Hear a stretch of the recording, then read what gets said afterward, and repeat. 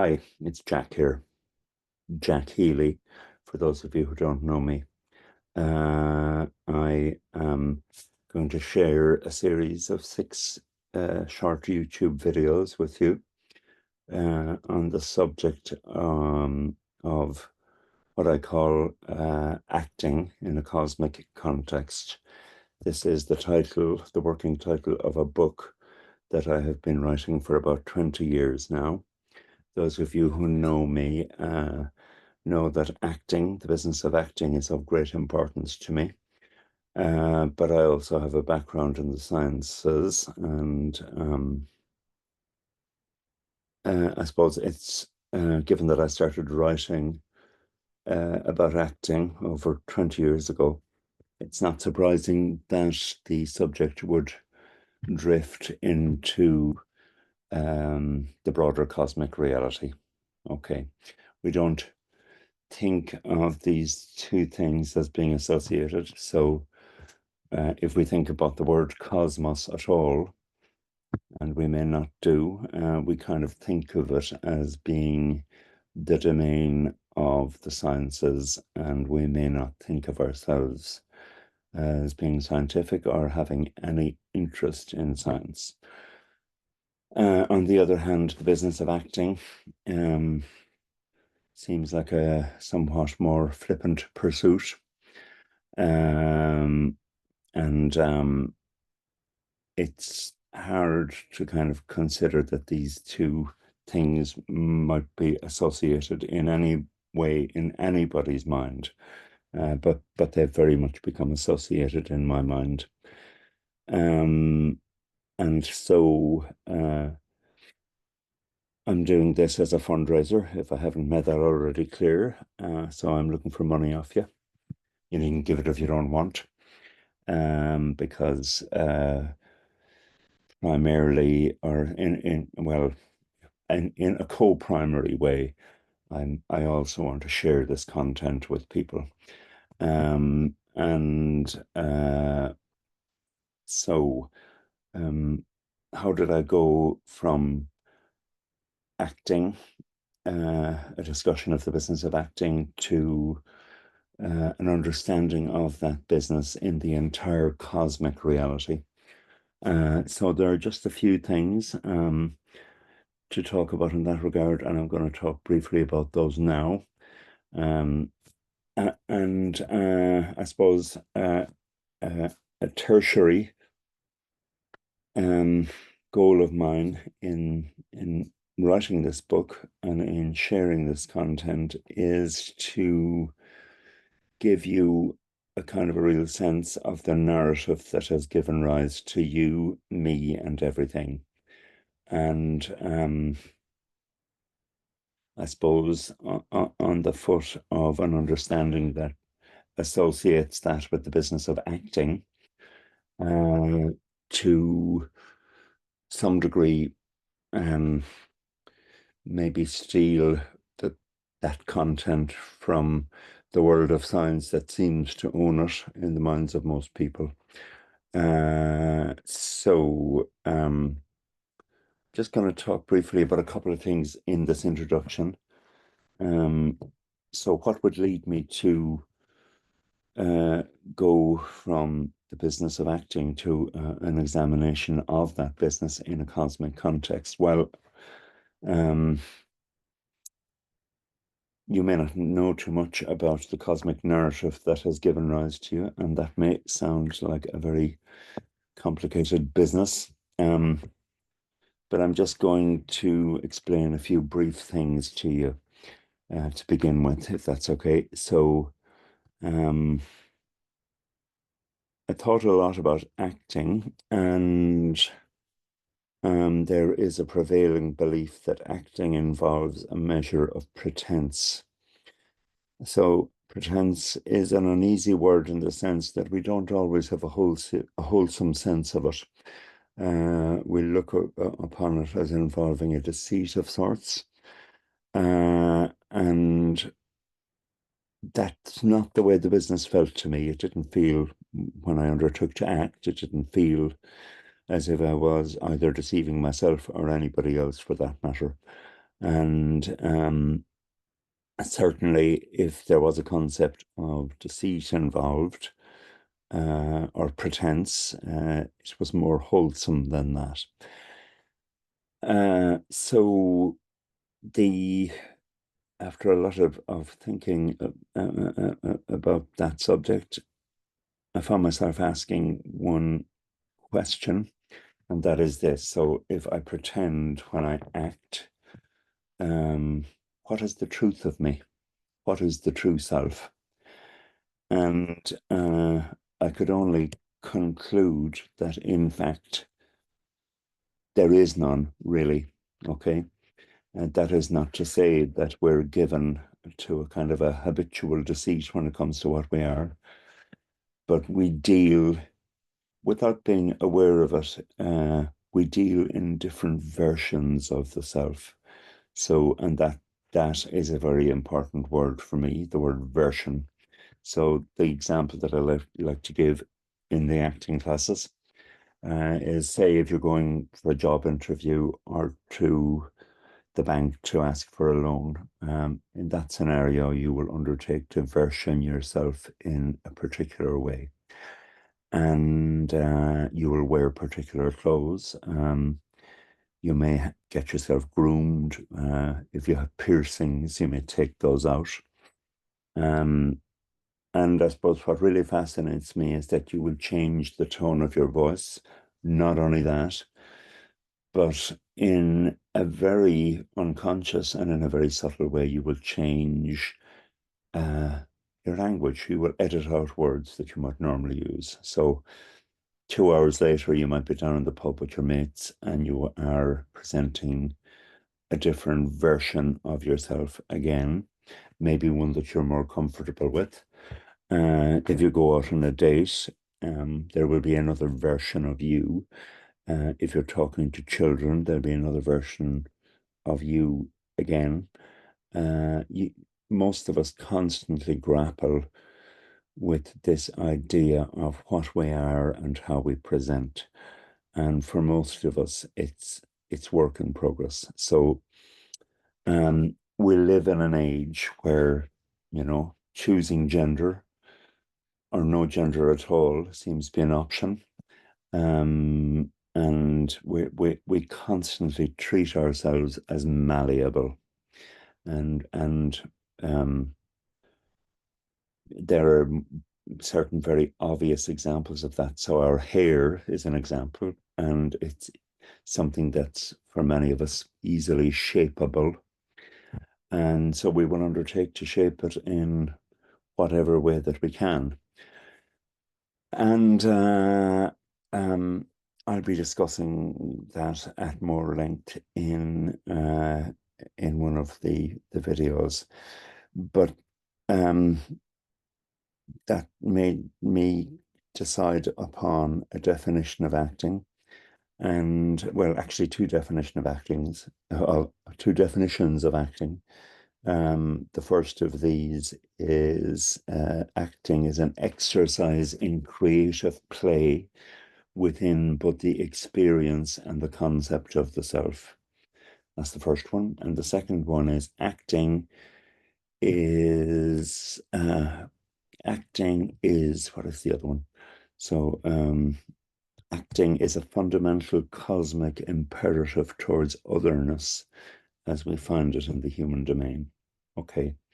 So the sense of acting would lead me in to an examination of a subject that is now, in my mind, quite closely related to it, and that is genetics and evolution. And if we look to all our animal kin and living kin, we can safely say that they pretty much are the way they are on foot of genetic endowments that have led to their survival. Okay.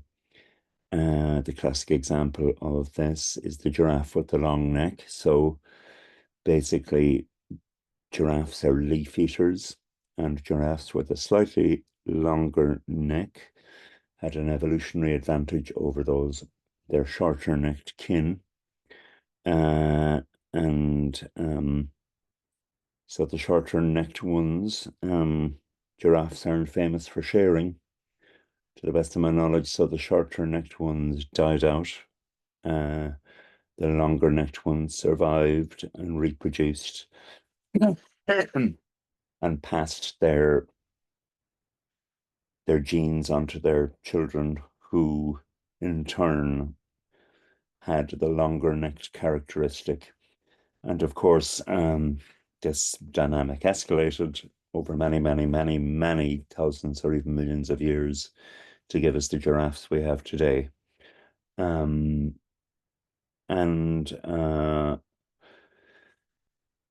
but basically, the important thing to consider here is this is not something that the giraffes have chosen. The concept of choice does not apply here. Yeah, they're not aware of what's going on. They have no sense of anxiety around the fact that their shorter necked brethren do not survive. And so it goes. And pretty much everything we encounter in the living world outside of the human is determined by genetics. But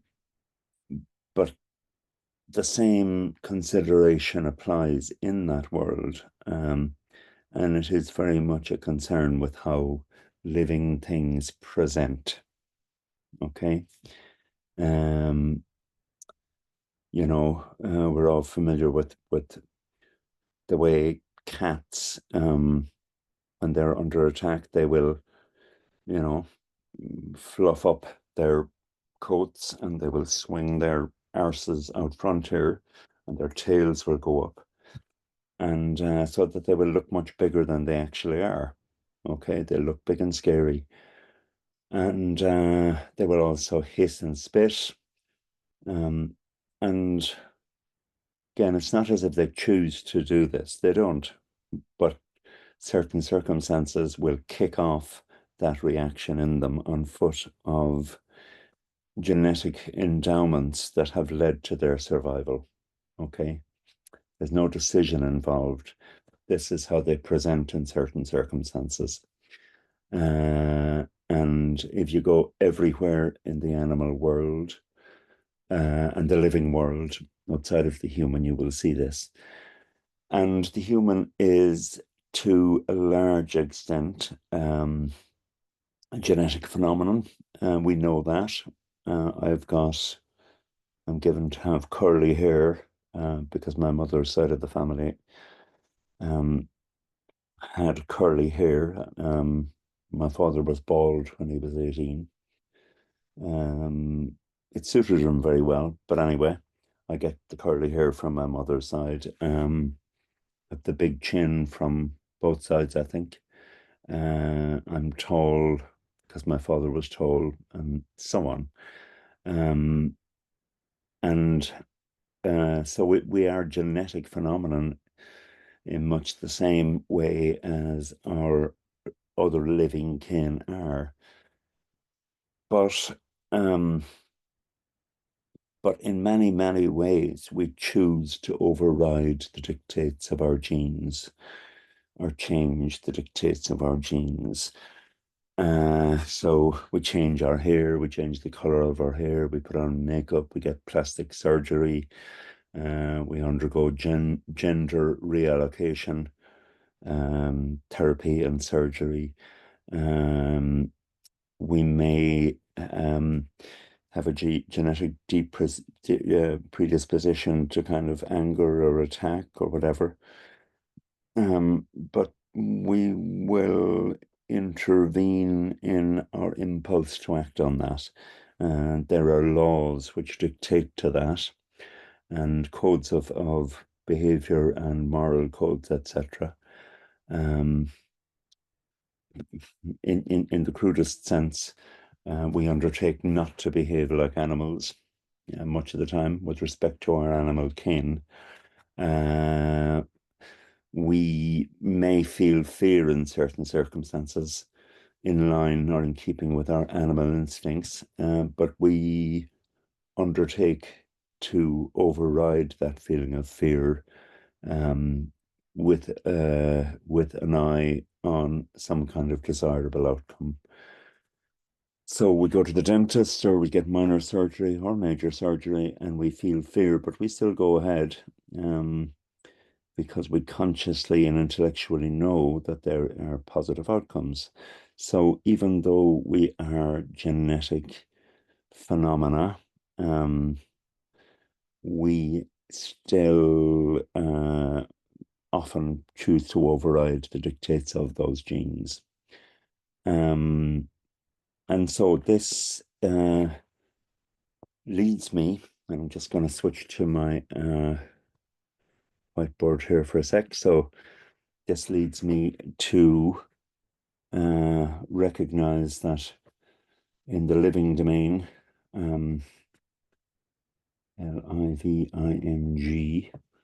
So let's say we have the living domain here. And in the living domain, I'm going to identify two subdomains. One is the human. I'm going to put that up here. And the other is the pre-human.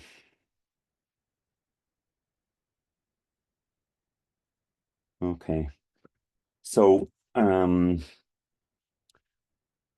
if you know anything about the evolution of life on Earth, because that's the only life of which we are aware, it's most likely that there are what they call exoplanets, which are planets like ours.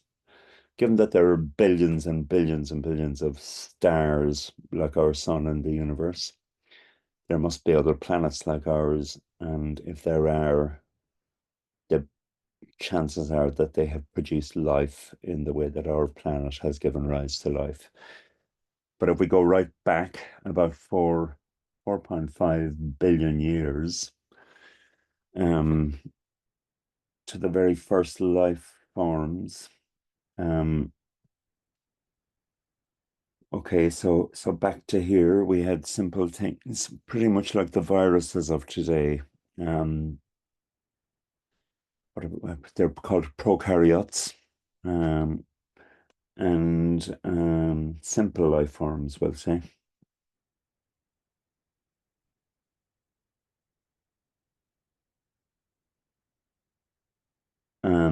And so for many, life in the human domain is only understood in terms of the journey that begins with the very first life forms. Yeah. But what fascinates me is the notion that actually, if we really want to understand humanity, we need to look at to the phases that went before these very first simple life forms. And prior to that, we have what I'm going to call the molecular. Everybody calls it that, not just me. And then prior to that, we have the atomic.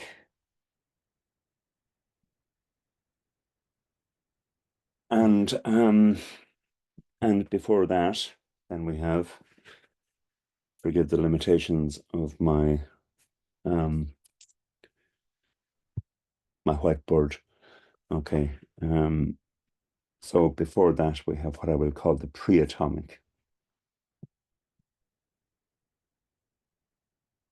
And this brings us right back to about 14 billion years ago.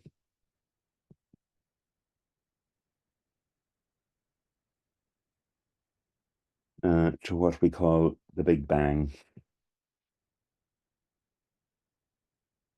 Okay.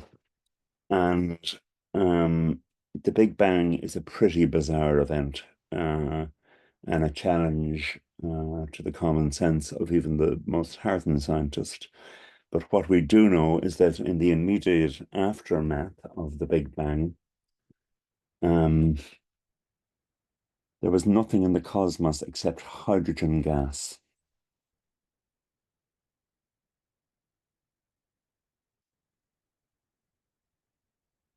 Vast, vast, vast oceans of hydrogen gas at a very high temperature. everything we know has come from that. Okay, ourselves included. As bizarre as it might seem, everything we know has come from that. Okay. And just before I finish this introduction, I will just talk briefly about two other things. That the first thing that occurred to me when I thought about acting is this imperative towards otherness is at work everywhere in this story. So if we go back to this vast ocean of hydrogen gas that was the only occupant of the cosmos, about around 13.5 billion years ago, we would not exist now were it not for this imperative towards otherness at work everywhere in the cosmos, yeah, at every stage. And I'll just come back to that as well in a second. So this fundamental imperative towards otherness exists at every stage. So I'm just going to share a screen with you here. Where are we? All right, there's the post. I'll shut that down for a minute. There's Facebook. There's Taylor Swift. Go on, Taylor. Let me see now. What have we here? Sorry, one sec. The old periodic table. All right, so if we look, there's Mr. Trump and Miss Harris. Okay. All right. Let's look here for periodic table of the elements. So here we are. This one here is good, methinks. I'm going to share that with you there now. Can you see that? And here is hydrogen gas up here. It's the simplest of all the elements. And basically, as I said, there was nothing in the cosmos at the get-go except hydrogen gas. And bit by bit it's still going on actually, this table of other types of atom emerged from this vast sea of hydrogen gas, okay? And we, for all our apparent sophistication, are made primarily of three of these. So we're made of hydrogen, we're made of oxygen, and we're made of carbon. And then there's also nitrogen, and I think about trace elements of 7 or 8 other of these elements here. We have calcium here, we have sodium here, potassium, we're familiar with all those. What else is in us? Yeah, we have sulfur here and so on. And in fact, we are in any case, I think, about 60% water. And that's just hydrogen and oxygen in a particular combination. And so while we began with a superabundance of this one element here, hydrogen, all these other types of thing emerged from that. And they are all different from one another, right? And so the very first step that gave rise to you, all of this may seem very remote and sciencey, okay, but the very first step, as you can see, I need a new whiteboard, which is why I'm fundraising. The very first step that gave rise to you involved 2 of those hydrogens, H and H. Very simple graphics here. So we have a hydrogen and a hydrogen, and they fuse to give what is called a helium atom, okay? Every atom in the periodic table has an equivalent of hydrogens that effectively went into it, and we call that equivalent the atomic number. So if hydrogen has an atomic number of 1, then helium is 2, and so on, right up to uranium, which has 92 hydrogen equivalents in it. This may all seem very remote and sciencey, and of course it is on one level, but it is far more prevalent in your life than you could possibly imagine. This reaction here is what gives us our sunlight every day. So I was going to say, if you look at the sun, but don't look at the sun, please. But you're aware of it up there in the sky. And what it is basically is an ongoing reaction, which is the first reaction or the first step in the journey that would give rise to you. Okay. And the last thing I'll say then about all of this,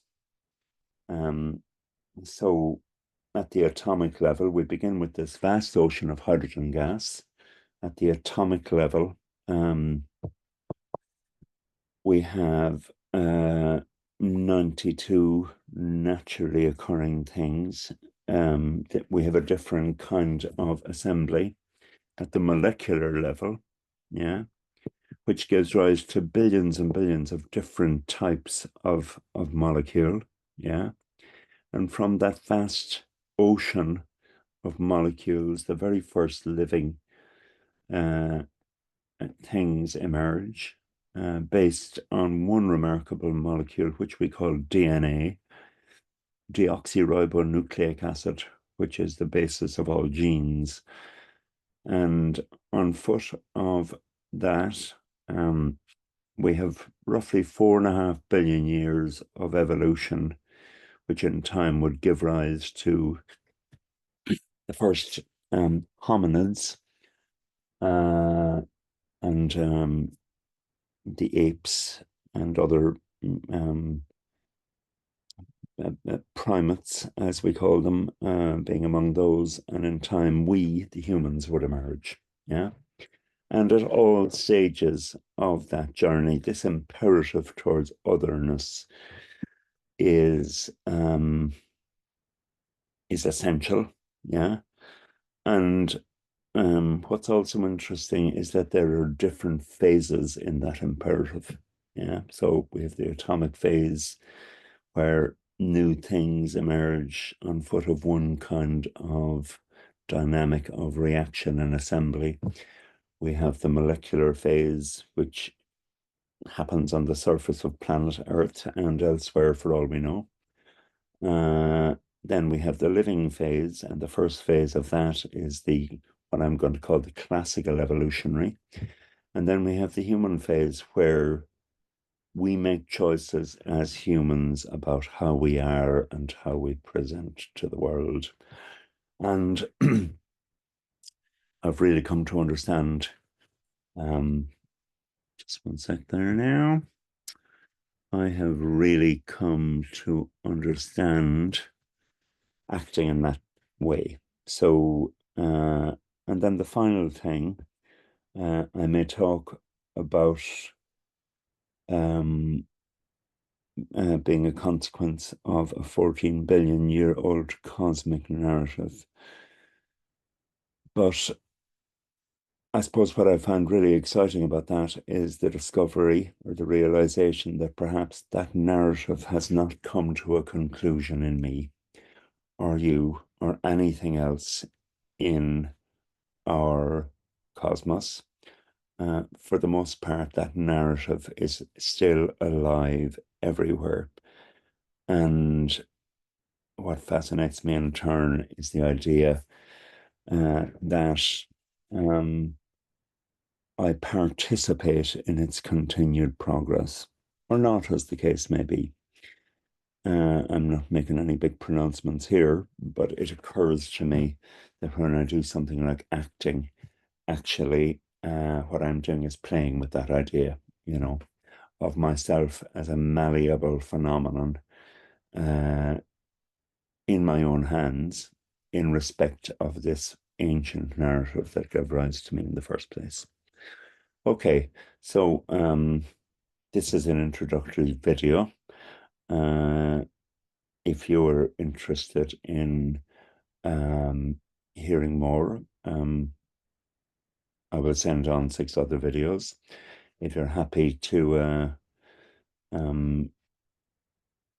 quote Phil the Fruitless Ball, if you find a hat of mine convenient to the door, the more you put in, whenever I request you, the better will the music be for battering the floor. So anyway, I'll put bank details in the email that will go with this. If you think this is very cheeky, please ignore them.